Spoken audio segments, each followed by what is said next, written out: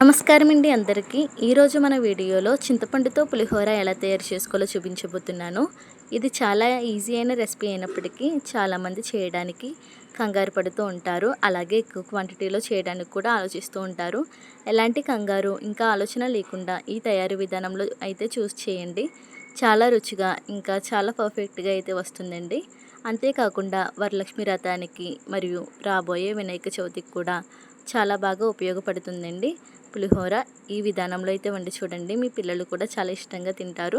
Lunch బాక్స్లో కూడా చాలా ఈజీగా అయితే అయిపోతుంది. ముందుగా తయారీ విధానం ఏంటో, కావలసిన పదార్థాలు ఏంటో చూసేయండి. అన్నాన్ని అయితే ఉడికించి పక్కన పెట్టుకోండి. నేనైతే గ్లాస్ అన్నాన్ని అయితే ఉడికించుకొని పక్కన పెట్టుకున్నాను. ఇప్పుడు స్టవ్ ఆన్ చేసుకొని స్టవ్ మీద అయితే పాన్ పెట్టుకోండి.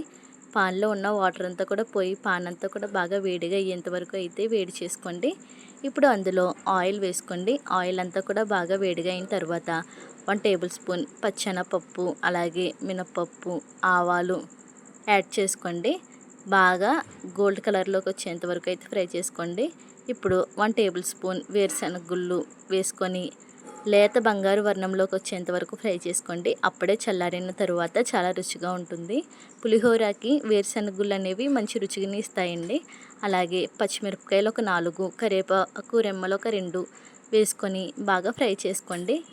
బాగా ఫ్రై అయిపోయిన తర్వాత ఆ పోపులన్నీ కూడా మనం ఉడికించుకొని పక్కన పెట్టుకున్న రైస్లోకి తీసుకోండి. ఇప్పుడు అదే పాన్లో మరికొంత ఆయిల్ అయితే వేసుకొని ఆయిల్ అంతా కూడా బాగా వేడిగా అయిన తర్వాత చింతపండు పులుసు అయితే గ్లాస్ బియ్యానికి 1 కప్ అయితే సరిపోతుందండి. ఇప్పుడు అందులో మీడియం సైజ్ కప్ అన్న చింతపండు పులుసు వేసుకోవాలండి. అప్పుడే సరిగ్గా సరిపోతుంది. ఆ చింతపండు పులుసు అంతా కూడా బాగా మరుగుతున్నప్పుడు అందులో 4 పచ్చిమిరపకాయలు పొడుగ్గా అయితే కట్ చేసుకోండి. అప్పుడే పచ్చిమిరపకాయలు పులిహోర మంచి ఫ్లేవర్ని అయితే ఇస్తాయి. ఇప్పుడు అందులో పసుపు వేసుకొని బాగా కలుపుకోండి. ఇంకా బాగా మరుగుతున్నప్పుడు కొంచెం ఇంగువ అయితే యాడ్ చేసుకోండి. ఉంటే ఇంగువ యాడ్ చేసుకోవచ్చు, లేదంటే స్కిప్ చేసేయచ్చు. మొత్తం అంతా కూడా బాగా మరిగి దగ్గరగా అయ్యి నూనె పైకి తేలేంత వరకు ఉడికించుకోండి. లాస్ట్లో అల్లం దంచి వేసుకోండి. అల్లం అనేది పులిహోరకి మంచి ఫ్లేవర్ని అయితే ఇస్తాయి. చాలా బాగుంటుందండి. అల్లం అంతా కూడా బాగా ఉడికేంత వరకు అయితే ఉడికించుకోండి.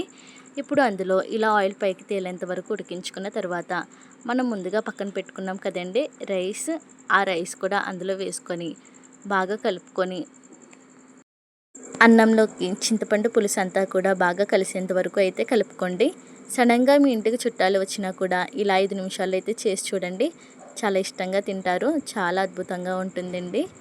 అంతేకాదండి, చూశారు కదా పులిహోర తయారీ విధానం ఏంటో. ఈ వీడియో మీకు నచ్చినట్లయితే ప్లీజ్ సబ్స్క్రైబ్ చేసుకోండి. అలాగే మరిన్ని వీడియోస్ కోసం వేచి చూడండి. ప్లీజ్ సబ్స్క్రైబ్ మై ఛానల్ అండి. Thank you.